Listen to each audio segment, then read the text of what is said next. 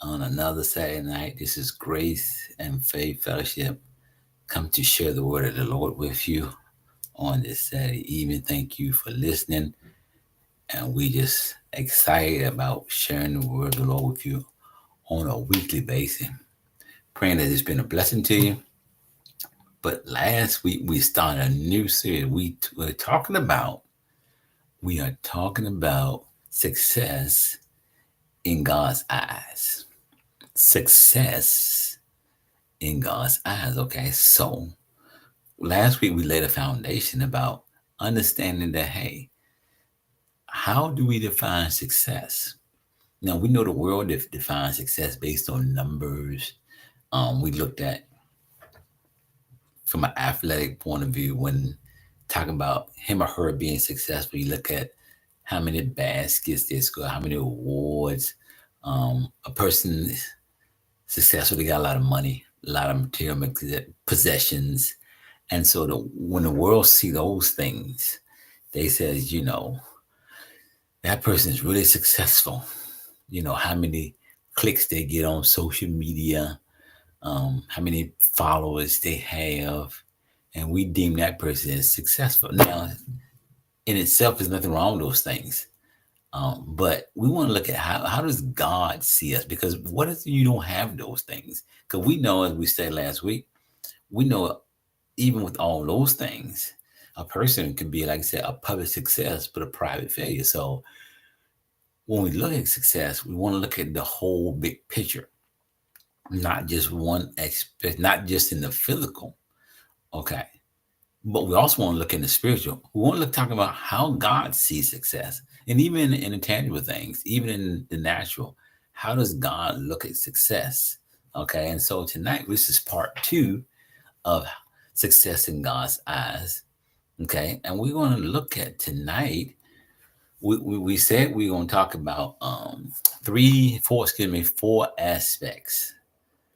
Four aspects of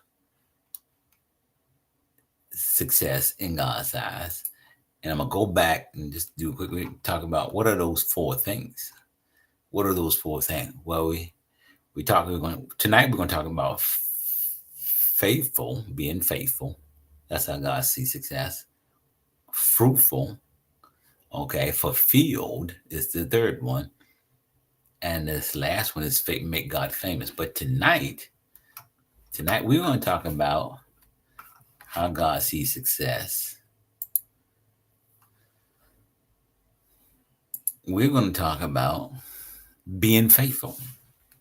So God sees success as being faithful. Now, the first measure of success in God's eye is faithfulness. Okay, faithfulness.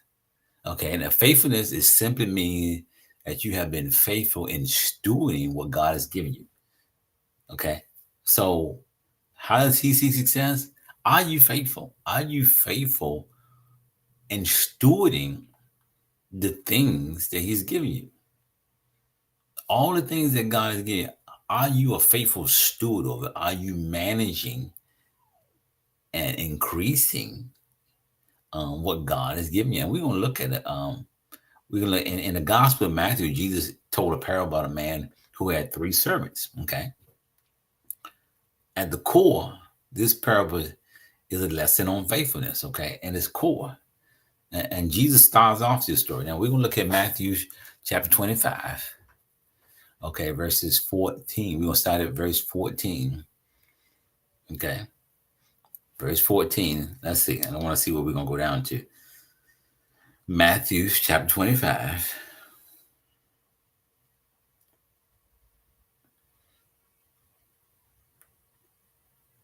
We're going to look at chapter 25, starting at verse 14. I just want to see how far I want to go down. And we're going to go all the way down to verses 23. Okay. Verses 23. This is what we're going to look at. So let's start with 14. It says here, again, it will be like a man going on a journey who calls his servants and entrusts his wealth to them. To one he gave 5 bags of gold, to another 2 bags, and to another one bag, each according to his ability. Now, I want you to pay attention to that. God gives each servant um, money, bags of gold, according to their ability. Then he went on a journey. Okay, so the master gives each person a sum of money. What it translates as a bags of gold or talent is actually a measure of weight. Okay, each talent would be approximately 70 pounds of gold or silver. The master distributes the talents to it in his own discretion and based on the individual's ability. He did not give them all equal amounts. One of the servants was given 5 talents, another was given 2, and a third servant received 1 talent. So, what is there's an important lesson, okay, even in these two scriptures, okay? Listen to what is God teaching us in this particular short part of it, this parable. This is what God is saying. God does not make us all exactly alike. And he does not entrust us with all of us with the same thing. Now think about that. We're not all like he made all of us uniquely different. Okay. You are unique. I'm unique. I am not like the same like anybody else, rather. I'm different. Okay. My fingerprint and my footprint is different. He made all of us. The Bible said we're fearfully and wonderfully made in the book of Psalms. Okay. So we're not all like, and he doesn't trust all of us with the same thing. Okay. So this is why one of the reasons why we shouldn't compare each other with each other, because we're not alike. He didn't make us all alike. Um, he made us all unique, and he didn't trust us with the same thing. He entrusts some people with more and others with less. Okay, so this is why we shouldn't, like I said, judge or look down on each other. Some people God trusts with more, some people trust God with less, depending on how he want to do it. In the story, the servant did not have a say in what they received, but they did have a say in how they would steward what had been given to them. Now, I want to pause there for a minute. Think about it. They did not have a say in how much they received. So, what God gives you, what He gives you, you don't have a say in that. Whatever amount of money, in this case, we're talking about money based on the parable, He gives you, you don't have a say in that. Now, I know some people say, well, God will give you what you want.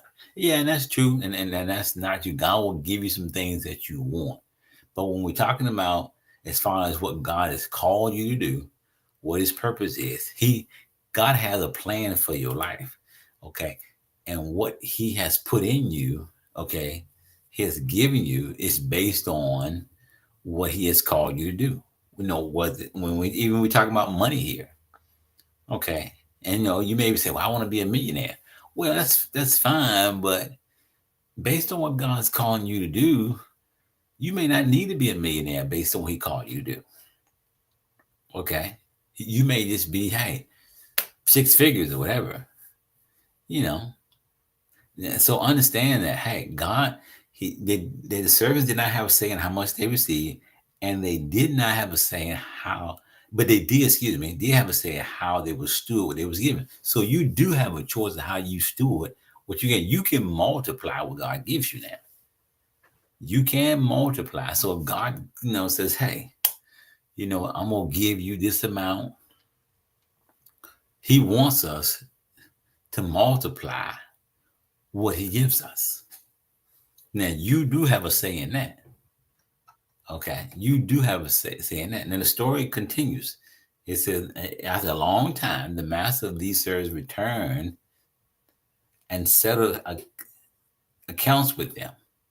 The man who had received 5 bags of gold brought another 5. Excuse me. The master, he said, you entrusted me with 5 bags of gold. See, I've gained 5 more. And the master replied, well done, good and faithful servant. You have been faithful with a few things. I will put you in charge of many things. Come and share your master's happiness. The man with 2 bags of gold also came. Master, he said, you entrusted me with 2 bags of gold. See, I have gained 2 more. His, his master replied, well done, good and faithful servant. You have been faithful over a few things. I will put you in charge of many things. Come and share the master's happiness. Okay. And so we see here. Now think about this. Listen what the master says. He says it to the same 2 people. He tells both of them, well done, thy good and faithful servant. Okay. He tells them that. And so, like, think about this. Okay. This is the first 2 servants, each return with a profit. Okay. The servants given 5 came back with 5 more. The one with 2 came back with 2 more. Now, think about it. It's strange because it seems strange to us that as we read the story, it is all, though each brought back different profits, they both got the same response from the master. Think about that. They got the same response. One brought back 5, the other brought back 2. Now, the person who had earned 2 talents received the same commendation as the one who had earned more than double that amount. Okay. Now, certainly in the eye of the world, the servant who returned with a profit of 5 will have received a greater praise and commendation than the one who returned with the 2 profit. Now, in the world, that's how we would look at it. Hey, if the person with 5 brought 5 more, and the person with 2 brought 2 more, you would say, hey, their reward, their accommodation would be bigger. They would get a bigger praise than the one who brought back 2 more. And that's how the world does it. But God gave them the same praise. Now, here's the main point of this story right here, is that praise is not based on profit in God's eyes. When God looks at success, his praise towards us is not based on profit. The master was not evaluating success by numbers. This is how the world do it. The world says, hey, your numbers are greater. Hey, you deserve more praise. You deserve a better accommodation than the one if you brought back more than the other person. So what matters the most and what they were praised for was that they were faithful with what had been entrusted to them. See, the question is, are you faithful with what God has given you? Yeah, are you faithful? God praised their faithfulness. Why? Because he gave them a certain amount and they came out with a profit. And both of them got the same praise. So that's what God is concerned about. He's concerned about, are you faithful for what I've given you? Okay, so the world praises the numbers, but God praises faithfulness. Okay, the world praises numbers. God praises. That's why we get in this competition thing, because we look at numbers and we look at, Joe over here, and we look at Bill. We see Bill over here. Bill don't have as much as Joe, even though they may have started at the same time. And we says, hey, you know what? Well, Joe is greater than Bill. Joe is better than Bill. Look what he did based on what he had.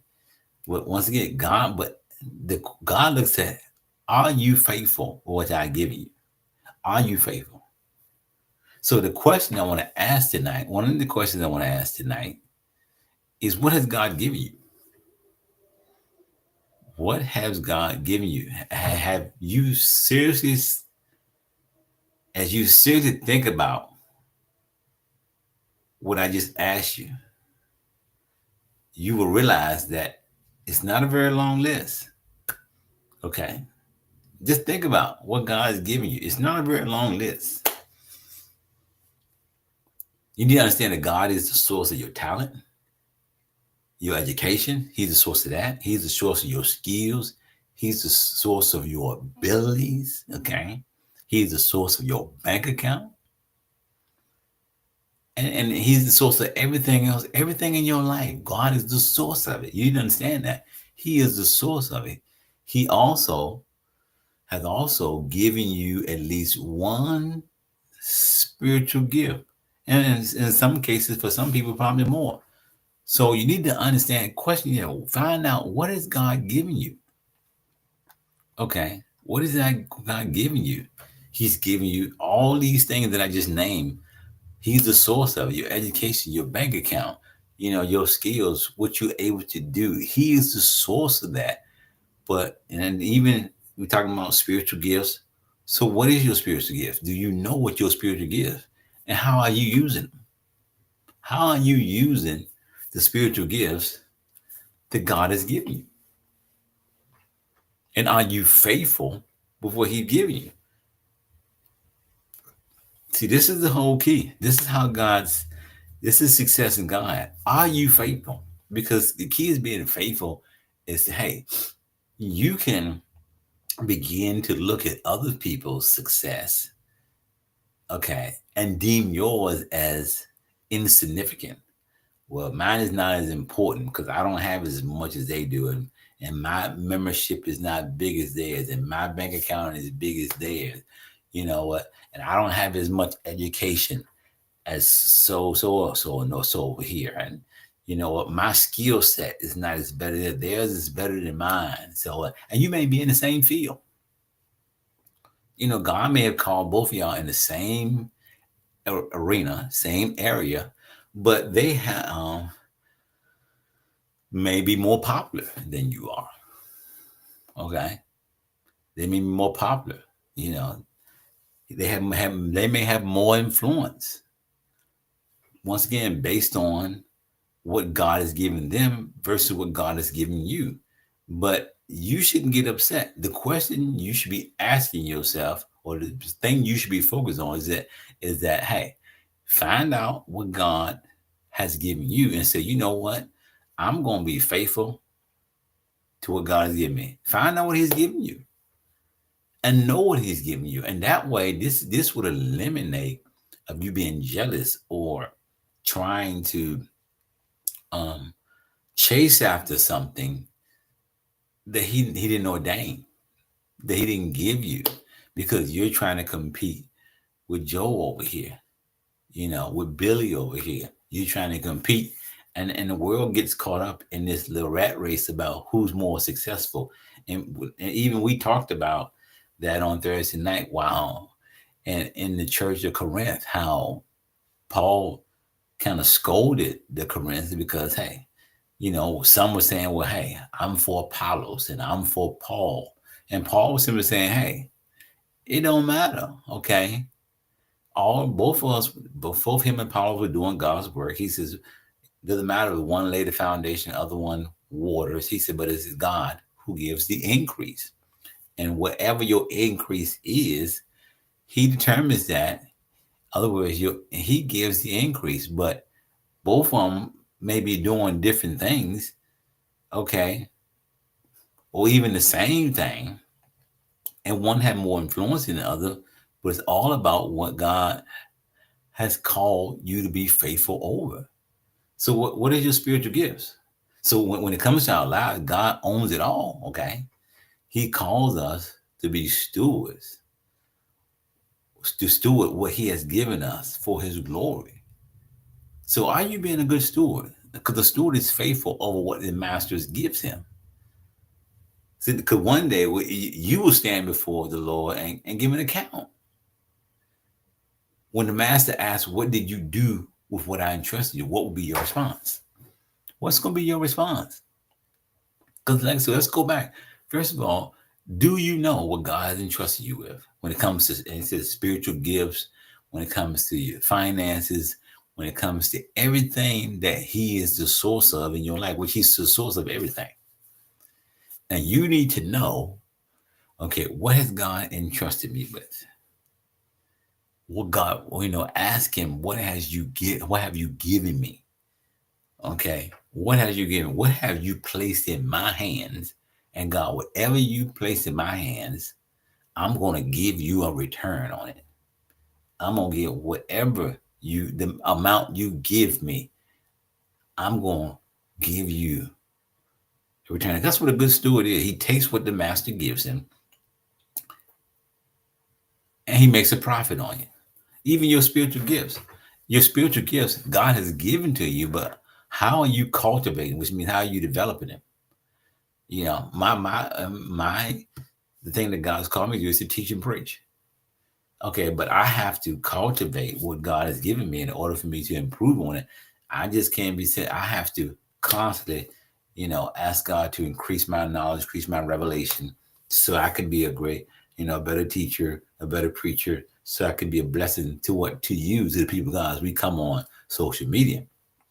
Okay, and I have to be faithful over that. Whatever a number of people or whatever influence He gives me, I have to be at peace, and that you're being faithful.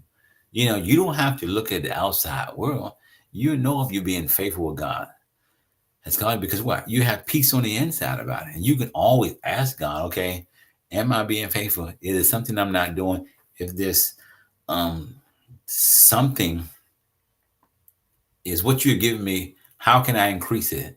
Am I doing exactly what you're doing? Am I doing enough? Is there another level of influence that I can reach for your glory? And even in your material things, when it comes to your finance, when it comes to your abilities, natural abilities, when it comes to your skills, when it comes to your education, how much education, God, do I need in order to fulfill the purpose and call that you have for my life?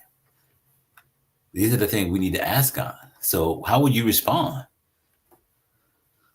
When you stand for God and give an account.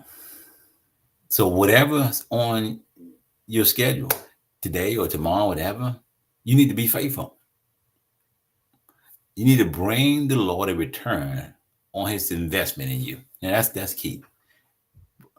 Your goal, my goal, should be to bring an investment on the thing that God has given you.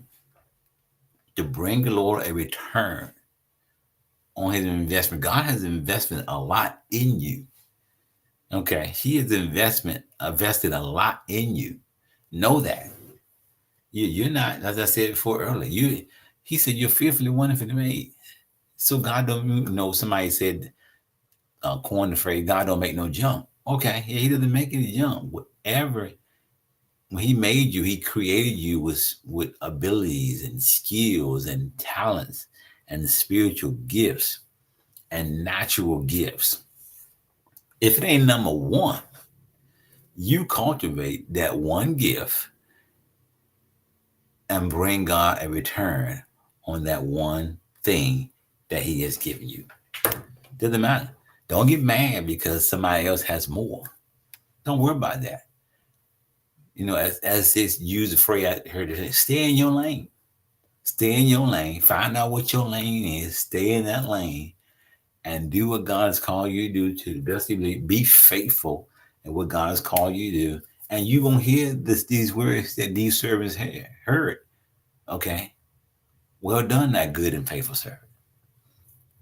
So if it's to your spouse, because if you believe that God has given you your spouse, your wife, your husband, be faithful to that. Be the best husband, be the best spouse that you can be. Even to your kids, if He's calling you to be a father or a mother or aunt or uncle, if He called you to be the father or mother, be faithful to your kids. Be faithful. Okay? Let them know. Show your kids how to be faithful. Be an example of faithfulness to them. Be faithful to your kids. Maybe you're in a divorce. Marriage didn't go well. Okay, but you can still be faithful to your kids. Still be a faithful father and sow into them and teach them, hey, I made a mistake, but I don't want you to make the same mistake. Even in your finances, be faithful. See, this is the thing. Be a good steward with God, the money that He has given you, the job. Okay. How I be faithful my finances? Well, get out of debt. Ask God to show you how to get out of debt. So that you can sow into the kingdom. Also, you want to be a blessing. God will remind you once you get out of debt, so you can free up. Because we understand debt is a form of bondage. It's the enemy holding you in bondage. You can't do what you want to do. You can't when you in a lot of debt.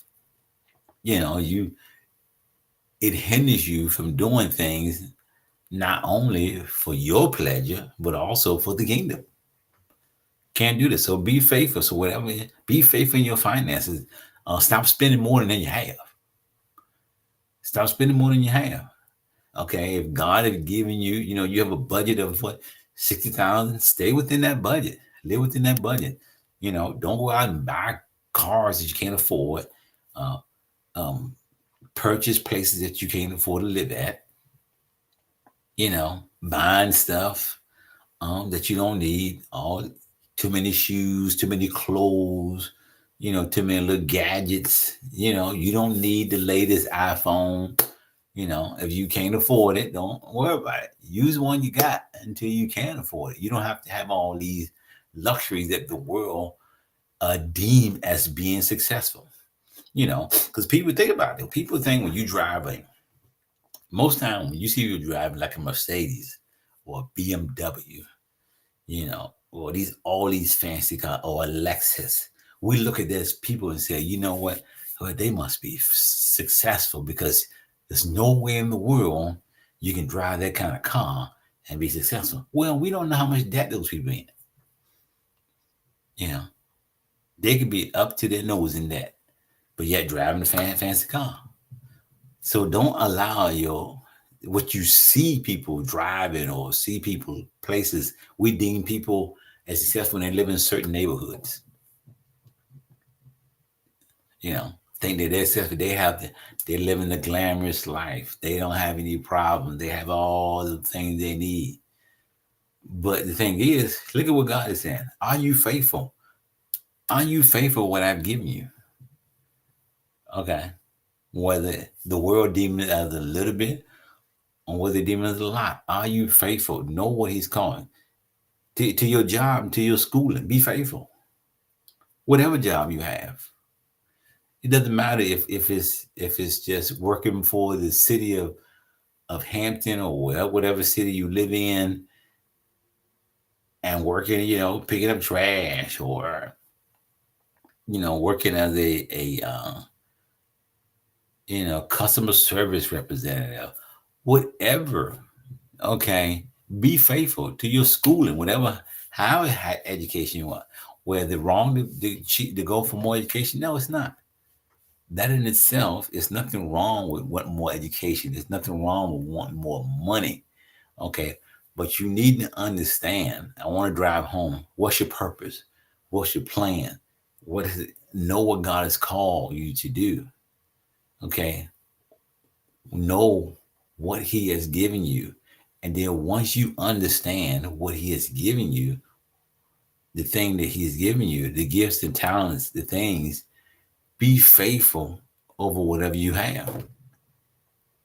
Don't try to covet something that somebody else has because they look successful and maybe they are, but you're trying to covet what they have, and God didn't give you that level of influence or that level of giftedness. Be faithful where you are. And I've learned that because I'm pretty sure there's more skillful teachers out there than me, people who can preach better than I can. Praise God for them.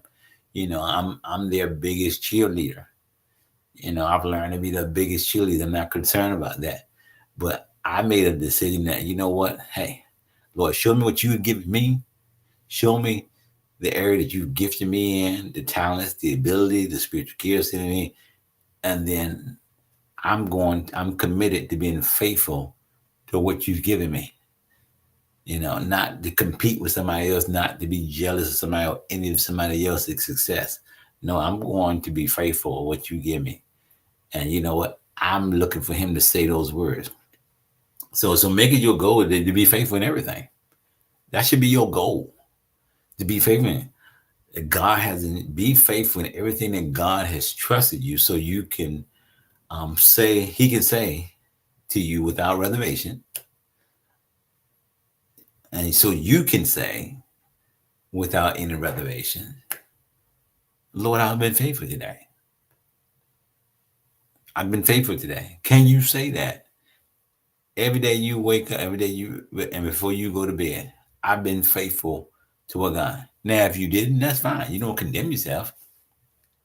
You just say, you know what? I'm going to be better tomorrow. I'm going to know what you called me to do. I'm going to be faithful. And you know what? I'm going to be faithful today at what you give me. And so, and you can be certain if you're faithful every day at what God has called you to do, you can look for him to say, when you see him, well done, that good and faithful servant. That's what he's going to say to you. He's not going to compare you to anybody else. Only thing he's going to compare you, only thing you're going to be judged by is were you faithful with what he's given you? Were you faithful in that? Or did you, we know that the third servant, the one that God gave one, what did he say? He said, well, Lord, I know you were so strict. You know what? I just took your money. I took the money you gave me and buried it, which means he didn't do nothing with it. He didn't do nothing with it. And I'm going to read that before I end. And it says here in 24, it said, then the servant with one bag came and said, Master, I knew you were a harsh man. Okay, harvesting crop and didn't plant and gather crop where you didn't cultivate. And I was afraid I would lose your money. So I hid it in the earth. Look, here's the money, your money back. So he only gave God back what God gave him. But we know that God was looking for a return. He invested in you, so why wouldn't you want to get a return? And so listen to what the master says here. But the master replied, you wicked and lazy servant. If you knew I harvest crops I did not plant and gather crops I didn't cultivate, why didn't you deposit my money in the bank? And at least I could have gotten some interest off of it. Now think about that. He says, well, you know what? If you didn't want to do nothing with it, we think about it. Look at the natural, okay? If you don't want to do anything, if you don't want to take, some people don't like high risk. They're very scared, and so they says, hey, you know what? I'm not going to put my money in the stock market, or I'm not going to put my money in the money market because I don't want to lose my money because the stock market crash. I don't want to lose my money. So but he says, good at it. So what it is, some people just put their money in a high interest account where it just draw interest. They ain't doing nothing with it. It's just drawing the bench. He's saying, hey, if you knew I was that type of harsh, you at least could have just put it in the bank, let it draw some interest. Okay. But he called him wicked. And he called him lazy. And see, we don't want God to call us lazy. So my question to you now is, are you a lazy servant? Are you just sitting back, waiting to go to heaven? Got your feet propped up. Say, I don't want to bother nobody. I don't want to share my testimony with nobody. I don't want to share my faith with anybody because you know what? Hey, I'm going to let everybody do what they want to do. As long as they got minds, you know what? They got to get their own. And, you're not seeking God about your spiritual gifts. You're not using your spiritual gifts. You're not using your talents or the education or your finances to build the kingdom. And so God called it a lazy servant. You still a Christian, you still saved, but he says lazy. But you're not going to get that type of response from God, well done, if you're lazy and slothful. You're not going to get that type of response. But we want to hear the master say, well done. Okay, not good and faithful servant. We want to hear him say that. I don't know about you, but I want to hear him say that. I want to hear him say, well done, that good and faithful servant. I want to know what he has given me and how much he has given me. And I want to be faithful of it. And that should be your goal. That should be your response is, am I faithful of what God has given me? Let me pray for you. Father God, in the name of Jesus, we thank you for those who are listening. We thank you for God investing in us, giving to us the things that we need to live in this life. And God, I pray that those that are listening will get a desire to want to build your kingdom up, to be all that you've called us to be, to know what our gifts and talents and abilities are. And God, because all we have to do, you said ask, and you would tell us. But most of all, God, I think whatever you've given us, whatever abilities and talents and monies and things that you are given and put into our hands, teach us how to be faithful in what you've given us. Teach us, show us how to increase what you've given us. Why, God? Because we want you to get the glory. Help us not to become selfish and self-centered, where we are taking the credit for the return. Because understand that you are the source of everything that we have.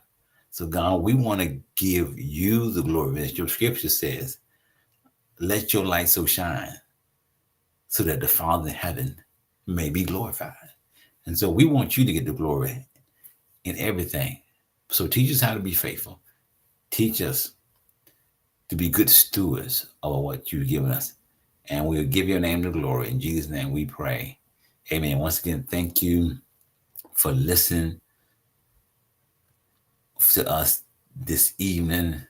Remember, we're talking about success in God's eyes. And the first thing we talk about now is he wants us to be faithful.